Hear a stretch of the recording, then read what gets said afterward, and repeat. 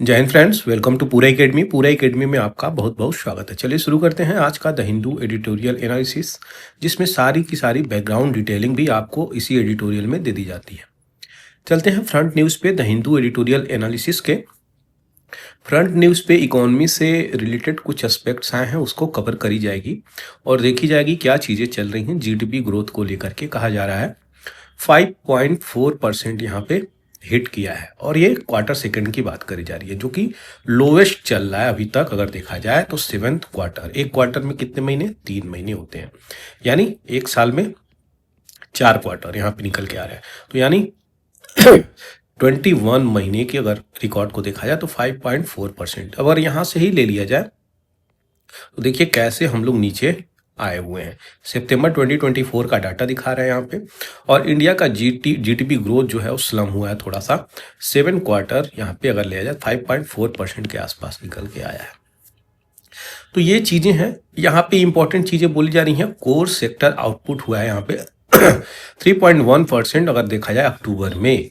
तो core sector क्या है और ये प्लास्टिक ट्रीटी की निकल के आ रही है। ये सब फ्रंट पेज पे आज के निकला हुआ है। इसको बैकग्राउंड से भी देखा जाएगा और समझा जाएगा क्या चीज़ें निकल के आ रही हैं।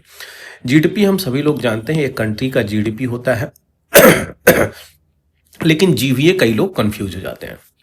तो ग्रॉस वैल्यू एडेड इसका पूरा नाम होता है। तो ये मतलब इसका क्या हुआ वो हम समझेंगे, तब जाकर के थोड़ा सा चीज़ें क्लियर होंगी। टोटल वैल्यू गुड्स और सर्विसेज जो भी आपके एक इकोनॉमी के अंदर प्रोड्यूस होता है एक पर्टिकुलर टाइम पीरियड में, उसी को जीवीए बोलते हैं। फार्मूला यहाँ पे दिखा हुआ है।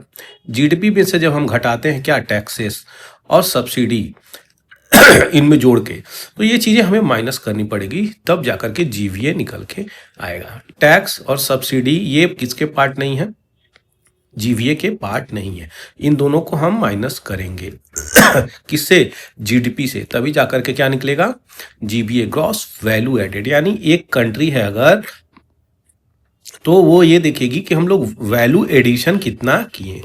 आप अपने कंट्री में वैल्यू एडिशन कितना किए। कंपनी की बात करें तो कंपनी में वैल्यू एडिशन कितना किए वो देखा जाएगा। यही चीज़ें यहाँ पे बताई जा रही हैं। आशा करते हैं आपको समझ में आ गया होगा। अब यहाँ पे चलते हैं, कोर सेक्टर की बात करी जा रही है तो कौन कौन से कोर सेक्टर होते हैं उनका भी इंपॉर्टेंस हो जाता है। Refinery, electricity, steel, coal, crude oil, natural gas, cement और फर्टिलाइजर, इन 8 चीज़ों को कोर सेक्टर बोला जाता है। कोर सेक्टर क्या होता है?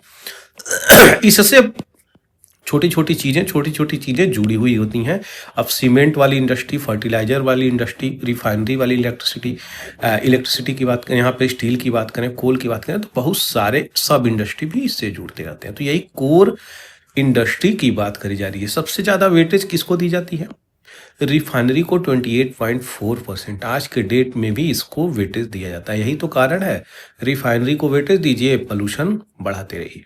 इलेक्ट्रिसिटी की बात करी जा रही है तो 18%। स्टील को दिया जा रहा है लगभग 18, कोल को दिया जा रहा है लगभग 10, क्रूड को लगभग 9 दिया जा रहा है, नेचुरल गैस को लगभग 7 के आसपास, सीमेंट को 5 के आसपास, सबसे कम फर्टिलाइजर पे यहाँ पे फोकस किया गया। तो ये कोर इंडस्ट्री है, आपको याद होना चाहिए। अगर यहाँ पे कुछ कोडिंग बना दिया जाए तो आर से रिफाइनरी, इलेक्ट्रिसिटी, ये RES, CC, coal and crude, RES, coal and crude यहाँ तक की चीज़ें आपकी कवर हो जाती हैं। एनसीएफ ऐसे करके याद कर लीजिएगा कुछ भी कोड बना सकते हैं आप अगर आप यहाँ से हैं। यहाँ पे चलते हैं, प्लास्टिक ट्रीटी की बात करी जा रही है कि जो भी हम लोग इस पे कार्य कर रहे हैं कि इसको कैसे, इसके प्रोडक्शन को लिमिट किया जाए, कम किया जाए, उसी पे बातें करी जा रही हैं। अभी प्लास्टिक का जो ट्रीटी चल रहा है यहाँ पे, ग्लोबल प्लास्टिक ट्रीटी, वो कहाँ पे चल रहा है? तो आपके बुसन के साउथ कोरिया जगह पे हो रहा है। साउथ कोरिया जो कंट्री है उसके बुशन वाली सिटी में ये चीज़ें चल रही हैं, ग्लोबल प्लास्टिक ट्रीटी। तो याद रखिएगा, ये चीज़ें काफ़ी इंपॉर्टेंट हो जाती हैं। कही जा रही है 67 कंट्री ऐसी हैं जो यहाँ पे यूरोपियन यूनियन और कोलिशन करी हैं, ये पैसिफिक आइलैंड के साथ। यहाँ पे किस चीज़ को लिखे? ट्रीटी को लेकर के कि किस प्रकार से हम एड्रेस करेंगे और इसका पर्पज क्या होगा। तो पोल्यूशन जो है, प्लास्टिक प्रॉब्लम निकल के आ रही है आपके टूथपेस्ट से लेकर के टूथब्रश तक, और आपके कपड़े पहनने से लेके आपके घर बनाने तक सब चीज में प्लास्टिक का इस्तेमाल करा जा रहा है आज के अगर परिवेश में हम बात करें तो। इसी चीज को लेकर के यहाँ पे साउथ कोरिया में मीटिंग हुई है, कैसे हम लोग रोक सकते हैं, क्योंकि प्लास्टिक जो है वो आज के डेट में जब इसका निर्माण हुआ अगर बताएं तो बहुत ही सुंदर ये डिस्कवरी बोला गया था कि प्लास्टिक बहुत अच्छी चीज है, इसका इस्तेमाल कम सस्ते में रेट में हो जाएगा, हर जगह अवेलेबिलिटी हो जाएगी। लेकिन ये ऐसे ही देखिए, जिस समय इसका इन्वेंशन हुआ, डिस्कवरी हुआ, तो इसको बहुत अच्छी बातें बताई जा रही हैं। आज के डेट में इसी चीज से हम लोग त्रस्त हैं। हर जगह प्लास्टिक के रैपर्स मिल रहे हैं, प्लास्टिक के बोतल मिल रहे हैं, प्लास्टिक की थैलियां मिल रही हैं। समुद्र जो है, समुद्र का तल इसी से भरा पड़ा है, जिसके कारण समुद्र में आप जब अगर प्रवेश करेंगे, देखेंगे तो वहां पे कहीं ना कहीं ब्रश और पेस्ट यानी सीधे डंपिंग हो रही है, शिप से ले जाकर के समुद्र में डंपिंग किया जा रहा है, जिसके कारण यूरोप में इस प्रकार की चीजें बहुत ज्यादा हुई थी। आपको मैं बता दूं, यूरोप में तो अटलांटिक ओशियन में बहुत बड़ा डंपिंग हुई थी इंग्लैंड के द्वारा। ब्रिटेन, ये सब कंट्री जाकर के अपने जो भी गार्बेज थे, प्लास्टिक के कूड़ा करकट, वो वहां पे बहुत ज्यादा मात्रा में डंपिंग किए। आज वो वैसे ही पड़े हुए हैं एकदम निचले तल पे जाकर के। तो ये कुछ कन्वेंशन थे जो मुझे आपको बतानी थी, क्वेश्चन यहां से बनेंगे। हैजार्डस वेस्टेज की को लेकर के कन्वेंशन आए थे, रॉटरडम कन्वेंशन, बेसल कन्वेंशन और स्टॉकहोम कन्वेंशन। इसकी बैकग्राउंड को देखा जाए जो काफी इंपॉर्टेंट हो जाता है, तो ये प्लेनिपोटेंशियरी कन्वेंशन है, कॉन्फ्रेंस। तो सबसे पहले स्टॉकहोम की बैकग्राउंड डिटेलिंग देखेंगे। ये कन्वेंशन था पीओपी पे, सीधे एक वर्ड याद रखेंगे, आपका क्लियर हो जाएगा कंसेप्ट, कुछ ज्यादा याद नहीं करना है इसमें। पीओपी क्या है, तो परसिस्टेंट ऑर्गेनिक पोल्यूटेंट है। 2001 में यहाँ पे चीजें आई और 4 में इन्फोर्स किया गया था। स्टॉकहोम कन्वेंशन की बात करी जा रही है। स्टॉकहोम कहाँ है, स्वीडन में है। स्वीडन की कैपिटल क्या है, स्टॉकहोम है। किस चीज की टारगेट कर रहा है, तो पीओपी, परसिस्टेंट ऑर्गेनिक पोल्यूटेंट, जो भी organic chemical substance, carbon based material जिसको कहा जा रहा है, जैसे पेस्टिसाइड हो गया, इंडस्ट्रियल केमिकल हो गया और भी बाई प्रोडक्ट हो गया, जो रिमेन इंटेक्ट हैं और लॉन्ग समय तक यानी लंबे वर्ष तक वातावरण में रहते हैं, उसी को यहाँ पे कम करने की बात करता है स्टॉकहोम कन्वेंशन। दूसरा आता है आपका बेसल कन्वेंशन, जो यहाँ पे देख सकते हैं, यहाँ पे बेसल कन्वेंशन की बात करी गई है कि बेसल कन्वेंशन किस प्रकार से चीजें करेगा। तो बेसल कन्वेंशन की बैकग्राउंड देखा जाए तो ये भी इसी कॉन्फ्रेंस के से निकल के आते हैं जो प्लेनिपोटेंशियरी है, लेकिन ये बेसल स्विट्जरलैंड में है, याद रखिएगा। ये क्या कहता है, trans boundary movement of hazardous waste और उसके डिस्पोजल की बात करता है। तो ट्रांस बाउंड्री याद रखिएगा बेसल पे, जो काफी इंपॉर्टेंट होगा। 22 मार्च 1989 को ये आता है, स्विट्जरलैंड में लाया जाता है। ऑब्जेक्टिव क्या है इसका, तो ह्यूमन हेल्थ को प्रोटेक्ट करेगा, इन्वायरमेंट को प्रोटेक्ट करेगा, जो भी इम्पैक्ट कर रहा है हैजार्डस वेस्ट से। वेस्ट जो है रेगुलेट किया जाता है बाय बेसल कन्वेंशन, जैसे कि biomedical waste, health waste, battery का वेस्ट पार्टिकल, पीओपी भी इसी में आ जाता है, केमिकल वेस्ट, हर प्रकार का जो भी वेस्टेज मटेरियल निकलता है बेसल में आता है। अब तीसरा अगर बात करें रॉटरडम की यहाँ पे, तो रॉटरडम की यहाँ पे बातें चलती हैं। रॉटरडम कन्वेंशन जो 1998 में आता है और ये भी इसी प्लेनिपोटेंशियरी से ही निकल के आता है। यहाँ पे रॉटरडम नीदरलैंड की कैपिटल रॉटरडम यहाँ पे इंटर करता है फोर्स में 24 फरवरी 2004 में दोस्तों। और यहाँ पे कन्वेंशन जो है क्रिएट करता है क्या, ये लीगली बाइंडिंग ऑब्लिगेशन करता है और इम्प्लीमेंटेशन करता है क्या, प्रायर इन्फॉर्म कंसेंट जरूरी है, और बाद में इसको खत्म कर दिया जाता है, सीज कर दिया जाता है 2006 में। तो याद रखिएगा ये बाइंडिंग था जो खत्म कर दिया जाता है इस रॉटरडम कन्वेंशन को 2006 में। कन्वेंशन क्या कवर करता था, यही पेस्टिसाइड कवर करता है, इंडस्ट्री से निकलने वाले केमिकल को जो आपके हेल्थ, इन्वायरमेंटल, इन सब चीजों पे इम्पैक्ट करते हैं। कुछ इंपॉर्टेंट कन्वेंशन थे जो आपको मुझे बतानी थी यहाँ पे, क्योंकि यहाँ पे अगर देखा जाए तो बहुत ज्यादा क्वेश्चंस यहाँ से बने हैं, क्वेश्चंस की भरमार है यहाँ पे इस वाले स्लाइड से। तो बहुत ज़्यादा क्वेश्चंस यहाँ पे निकाल के गए हैं। कुछ यहाँ पे इंपॉर्टेंट प्रोटोकॉल्स भी कई बार मैं बताया हूँ यहाँ पे, तो स्लाइड डाल दिया हूँ। कार्टाजीना प्रोटोकॉल, ये भी सीबीडी से निकल के आया है। नागोया भी सीबीडी से निकल के आया है। सीबीडी क्या है? कन्वेंशन ऑन बायोलॉजिकल डाइवर्सिटी, ये याद रखिएगा।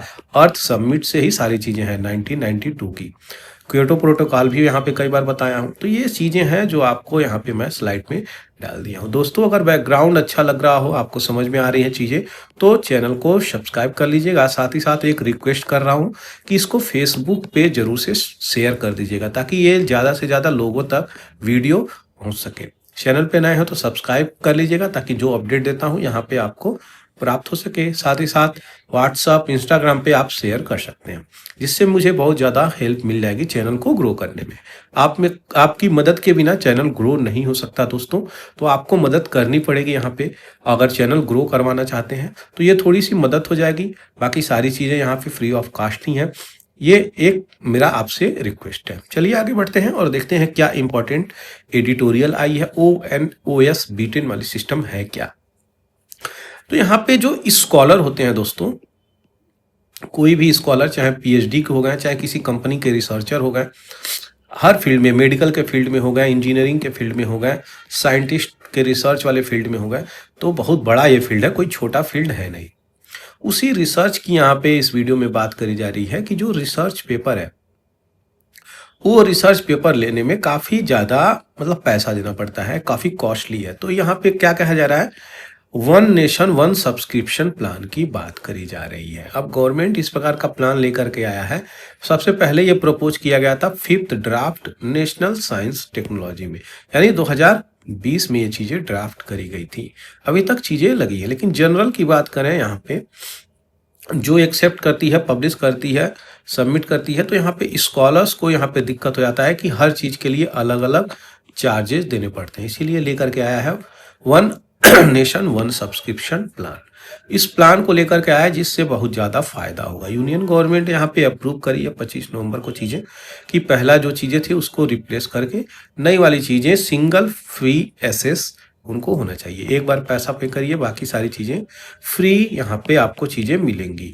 तो वही चीज़ें हैं कि इस प्रकार से चीज़ें रेगुलेट कर रही हैं, जिससे यहाँ पे रिसर्चर को फ़ायदा मिले। आप सभी लोग जानते हैं रिसर्च एंड डेवलपमेंट में भारत कितना कम पैसा खर्च करता है। वहीं पे USA वाली कंट्री देख लीजिए, जापान जैसी कंट्री देख लीजिए, चाइना जैसी कंट्री देख लीजिए, ये अधिक करती हैं। लेकिन भारत जैसी कंट्री यहाँ पे बहुत हद तक देखा जाए तो कम पैसे खर्च करते हैं। इसी चीज़ को लेकर के ये बहुत सारा चीज़ों पर रिसर्च करा जा रहा है कि हम लोग क्या करें कि हमारा R&D सही हो जाए। हमारा जो one nation one subscription plan लेकर के आए हैं कि रिसर्च जो स्कॉलर हैं उनको सही प्रकार से नॉलेज मिल जाए। तो ये कमर्शियल पब्लिशर जो हैं और उनको भी प्रॉब्लम यहाँ पे ना आए, क्योंकि जो पब्लिश कराता है वो भी, उसका भी बहुत ज़्यादा इसमें खर्चा होते हैं। ऐसा तो है नहीं कि कोई पब्लिश कर रहा है, कोई जनरल में चाहे मेडिकल में, वो फ्री ऑफ कॉस्ट कर रहा है, तो उसका भी चार्जेज बियर हो सके, ये भी एक प्रॉब्लम निकल के आ रहा है। लेकिन ONOS यहाँ पे रिड्यूस करेगा क्या, टोटल सम, और गवर्नमेंट यहाँ पे इच्छा दिखा रही है 6000 करोड़ के आसपास 3 साल में हम यहाँ पे खर्च करेंगे। 6000 करोड़ रुपए खर्च करने की बात करी जा रही है। 30 मेजर पब्लिशर यहाँ पे होंगे जो यहाँ पे इस एक्सपेंडिचर और रिसर्च पे कार्य करेंगे। यहाँ पे बात दूसरी करी जा रही है, गवर्नमेंट यहाँ पे प्रमोट करना चाहता है, अडॉप्ट करना चाहता है क्या, ग्रीन और डायमंड ओपन एसेस मॉडल, जो गारंटी देगा पब्लिक एसेस को, यानी पब्लिक तक भी यहाँ पे चाहे तो पे करके फ्री ये चीज़ें नॉलेज ले सकती है। यहाँ तक चीज़ें निकल के आ रही हैं। डिसीजन की अगर बात करें तो ये इंस्टेड ये चैनल जो है लार्ज सम ऑफ मनी इस चीज़ को लेकर के पब्लिश करी जाती है। अब यहाँ पे गवर्नमेंट का जो हस्तक्षेप है वो अगर होगा तो जो लैक ऑफ ट्रांसपेरेंसी इसमें चल रही थी, सारी चीज़ें भी कम हो जाएंगी। गोल्ड ओपन सर्विस मतलब पब्लिक तक भी पहुंचाने की बात करी जा रही है। रिसर्चर यहाँ से कुछ पैसा पे करके अपना कार्य कर सकते हैं और सबके लिए अवेलेबल भी हो सकती है। ONOS स्ट्रेटजी अगर आज के परिदृश्य में देखा जाए तो कमजोर है, सही मायने में इसको और अच्छा से बनाने की आवश्यकता है। इंस्टीट्यूट को और स्पेसिफिक नीड को समझने की जरूरत है। तो ये वन नेशन वन सब्सक्रिप्शन वाली अगर स्ट्रेटजी चल रही है तो हमें किसका ध्यान रखना पड़ेगा? जर्नल्स जो पब्लिश कर रहे हैं, जो रिसर्चर पब्लिश कर रहे हैं, उनका भी हमें ध्यान रखना पड़ेगा। तो यही थी सारी डिटेलिंग। आगे बढ़ते हैं। इंडिया को क्या चीज की आवश्यकता है? तो कंट्रासेप्टिव रिस्पॉन्सिबिलिटी की। ये क्या होता है कंट्रासेप्टिव? तो ये जो पिल्स होते हैं, पिल्स जो प्रेगनेंसी को रोकते हैं, उसी को कंट्रासेप्टिव मेडिसिन बोलते हैं। तो ये पिल्स भी हो सकते हैं, प्रोसीजरल भी हो सकते हैं, कई सारी चीज हो सकती हैं जो प्रेगनेंसी को रोकते हैं। उसी चीज को लेकर के यहाँ पे एडिटोरियल आया। साथ में साथ ये भी बता दूं मैं, ये चीज वही फोकस कर रही है कि पॉपुलेशंस को कैसे रेगुलेट किया जाए।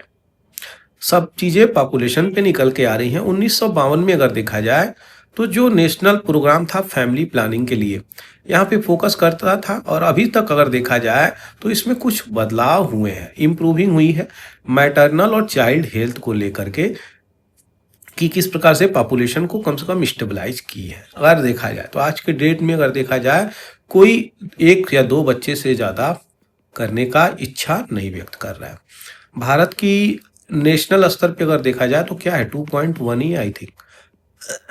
एक ह्यूमन बींग को 2.1 चाइल्ड है। ये पॉपुलेशन की बात करें 60 से 70 में, तो हमको क्या मिल रहा है? 80.5% ऑफ ऑल स्टेरिलाइजेशन। क्या होता है यहाँ पे स्टेरिलाइज कर दिया जाता है। कैसे? यहाँ पे कई प्रकार से यहाँ पे सर्जरी करके आपको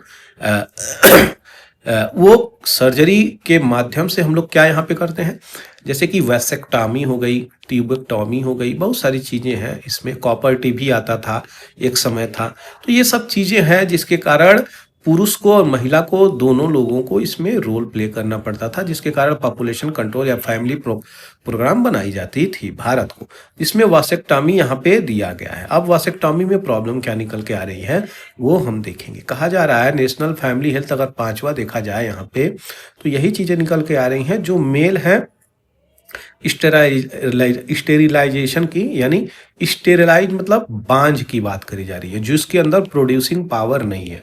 इसमें प्रॉब्लम नहीं होती है, बांझ बनने के बाद कोई प्रॉब्लम नहीं होती है, लेकिन जब आपका बच्चा हो जाए उसके बाद स्टेरिलाइज कर दी जाती है, जैसे कि वैसेक्टॉमी से या ट्यूबेक्टॉमी।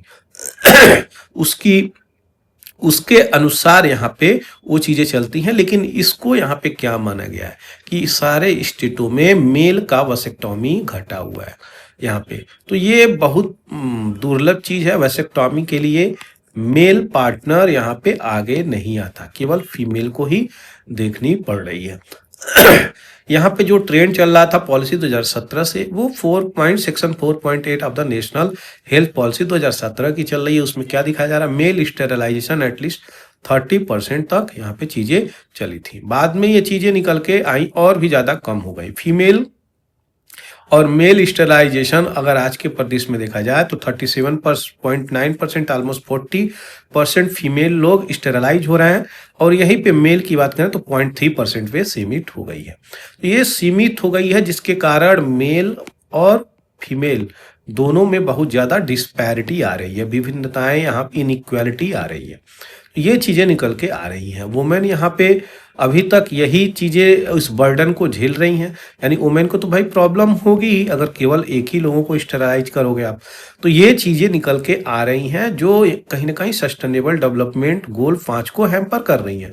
जेंडर इक्वालिटी की बात करती हैं, तो ये निकल के आ रही हैं जो प्रॉब्लम क्रिएट कर रही हैं। यहाँ पे जो गैप निकल के आ रहा है, इसको भरने के लिए वासेक्टॉमी, और यहाँ पे 3rd फ्राइडे एवरी नवंबर को निकलता है, जो इस साल यहाँ पे क्या चीज चला आपका 15 नवंबर को ये चीजें हुई। तो 15 नवंबर को इस बार मनाया गया वासेक्टॉमी डे, जो निकल के आ रही है। तो यही चीजें हैं यहाँ पे बताई जा रही है। ग्राउंड रियलिटी सिचुएशन कुछ और है। पुरुष का पार्टिसिपेशन बहुत हद तक कम है, वुमेन को ही इसका सामना करना पड़ता है। जो बर्डन है पूरा का पूरा वुमेन पे जाकर के गिर जाता है। वुमेन यहाँ पे बहुत सारे अनअवेयर भी हैं कि उनको क्या करना चाहिए, क्या नहीं करना चाहिए। और साथ ही साथ गवर्नमेंट पॉलिसी लेके आती है, इंसेंटिव भी देती है उनको कि जो लोग मेल वासेक्टॉमी करवाएंगे वैसेक्टॉमी हो जाता है तो आप बच्चा पैदा नहीं कर सकते। एक चीज़ याद रखिएगा। तो ये चीज़ें हैं कि पॉपुलेशन प्रोग्राम किस प्रकार से फैमिली प्रोग्राम लेकर के गवर्नमेंट आई है, उसके कारण यहाँ पे बहुत सारे मेल पुरुष जो हैं इच्छा नहीं दिखाते, तो फीमेल ही आगे आती हैं यहाँ पे। अनअवेलेबिलिटी ऑफ द स्किल, सही प्रकार से इंफॉर्मेशन भी नहीं है कि इससे कुछ प्रॉब्लम होता है कि नहीं होता है। पुरुष वर्ग यहाँ पे डरता है, पुरुष वर्ग कहता है कि हम यहाँ पे कार्य करते हैं कमजोर हो जाएंगे और जिसके कारण यहाँ पे क्या होगा, हम कार्य नहीं कर पाएंगे। तो गवर्नमेंट ये भी कहती है कि ऐसा कुछ होगा नहीं, लेकिन ऐसा होगा तो आपको उसका भत्ता दिया जाएगा, अलाउंसेस दिया जाएगा। ऐसा कुछ होता नहीं है, लेकिन यहाँ पे प्रॉब्लम यही है कि अनअवेयर है पीपुल, जिसके कारण प्रॉब्लम निकल के आ रही है। वैसेक्टॉमी सेफ है, सिंपल है, यहाँ पे सीधे बात बोली जा रही है, कोई डरने की बात नहीं है। दूसरी, इंफॉर्मेशन, एजुकेशन, कम्युनिकेशन बहुत हद तक सही मायने में लोगों तक नहीं पहुंचा है वैसेक्टॉमी की।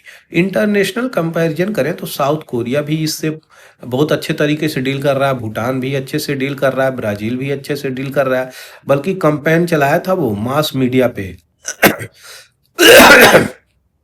और 0.8% 1980 में था, 5% आज के पिछले डिकेड में यहाँ पे रहा है। भूटान भी इसमें बहुत हद तक अच्छा किया है, साउथ कोरिया भी अच्छा किया है।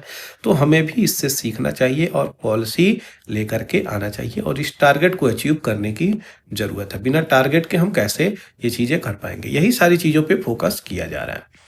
आगे बढ़ते हैं। यहाँ पे पुनः अदानी की बात करी जा रही है कि अदानी ग्रुप जो है, Adani government, Indian government is not part of the US probe into Adani group. तो इंडियन गवर्नमेंट यूएस प्रोब का हिस्सा नहीं है, कह रहे हैं ये कौन है, रणधीर जायसवाल। तो यानी मिनिस्ट्री ऑफ एक्सटर्नल अफेयर के नुमाइंदे हैं, ऑफिसर हैं। ये कह रहे हैं कि जो एम्बेसी है यूएस की इंडिया में, तो इंडिया की एम्बेसी को इस प्रकार का कोई जानकारी प्राप्त नहीं है। तो ये यहाँ पे कह रहे हैं, बताइए, पूरा वर्ल्ड जान रहा है, इनको जानकारी नहीं है।